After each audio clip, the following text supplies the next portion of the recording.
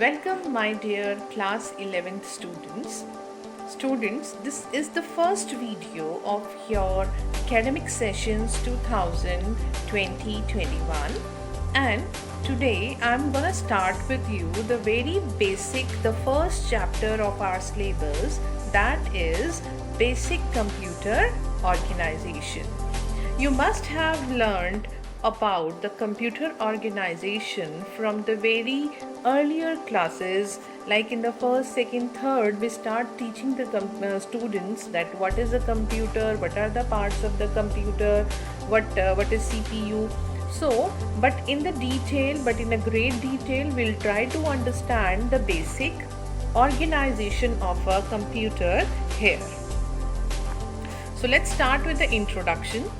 A computer is an electronic device which accepts under the control instructions stored in the memory, accepts the data, processes it, and then it will give us the output. Fine, so it gives us the output. So you all must be aware of IPU cycle. So this is all what we can do with the computers. Now, what is the difference between data and information? Okay, I'll take one example. For example, there is some figures, some numbers, or some alphabets, or some words. They are written on a page. Can you make out something from it? No, we cannot make out something from it because it's just a collection of raw facts and figures. We cannot draw anything meaningful from there. But I make one more page, I'll make one more list in which I will categorize each and every data according to some heading like name, class, roll number, and school name and father's name, and after that I'll start adding the data into it. So that means that data gives me the information of a student. So when we place or when we collect the data, or from which we get some meaningful information, that is known as information. So information is a data that has been converted into meaningful and useful context. Fine. So these are the things, and computers are widely used extensively everywhere. You all know this thing. So here are some functionalities of a computer. Any computer performs 5 functions. You all know: takes input, stores data, instructions, processes, generates the output, and control all the steps. This is the main part of our syllabus or this chapter. This is the basic organization of a computer. Here, my computer comprises of CPU, it comprises of memory, it comprises of input, output, and some addressing schemes through which we send or receive data between input, output, and CPU. Fine. So let's discuss in detail about the basic organization of a computer. First of all, let's talk about input and output device. In very precise term, I will not go with the definitions here. I will say this thing: the input unit takes the input and converts it into binary form so that it can be understood by the computer. Obviously, what is the work of the input unit? To take the data from outside world and then convert it into a binary form and give it to CPU for processing. So, a device through which the data and programs from outside world enter the computer system. Now, what is an output device? I'm telling you some different definition.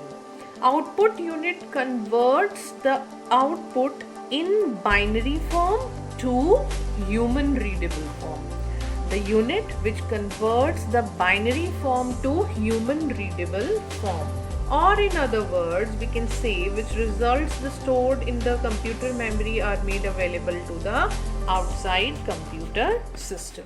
So in one way, we are changing the human readable to binary, and in other we are changing the binary into human readable form.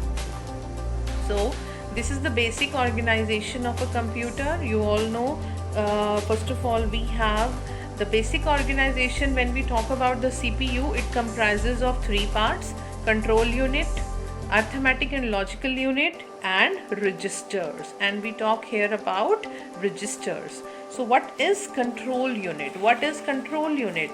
The control unit controls and guides the interpretation, flow, and manipulation of data and information. That means it controls each and everything which goes inside and outside my computer.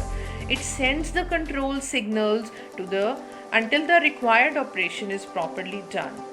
So, in another important function of control unit, I can say is program execution. So carrying out all the instructions stored in the program is the work of a control unit. Fine. So it acts like a supervisor by controlling and guiding. Then we have ALU, arithmetic and logical unit. It comprises of two parts, basically arithmetic part and logical parts. We all know this thing. There are four arithmetic operators and some logical operators. Okay, when two numbers are required to be added, these numbers are sent from memory to ALU, where additions takes place and result is put back in the memory. Similarly, the logical operations also, the numbers are compared, are sent from memory to ALU, where the comparisons takes place and the result is returned to the memory. You all know this thing, that the result of the logical operations is true and false, and the result of the arithmetic operations is some number. Fine. Once the ALU unit do all the things, whether it's true or false or whether it is a sum, then they send that processed data into some registers. We call that small storage unit called registers, which is faster than the main memory. We will do in detail in the next lecture, or when we discuss about the memory of a computer system. There I will discuss with you that what are registers in detail. Fine. So now we have a memory. Memory, you can say this thing, it is a kind of a block, with each block having certain address. Just try to understand this memory with a real life example. For example, your maths teacher has given you some questions to be solved. So if you remember the formula, and if the formula is in your memory, then you can easily solve that question. So for same thing implies to the computer. Computer stores the important instructions in the memory first of all. After that, it processes the data or solve any kind of problem. So, but we can say that memory is a collection of a cell with unique physical address. For example, here the data 1 has, this is one block and the address is 0. Second 0, the address is 1, then 1, address 2, 0, 3, and so on. So here are some memory units which you should know. We have already learnt in the junior classes. These are what is a nibble, what is a kilobyte, megabyte, and etc. So in the next lecture we will discuss, or in the next video we will discuss about the parts of the main memory. That is how many types of RAM we have and how many types of ROM we have. Thank you so much.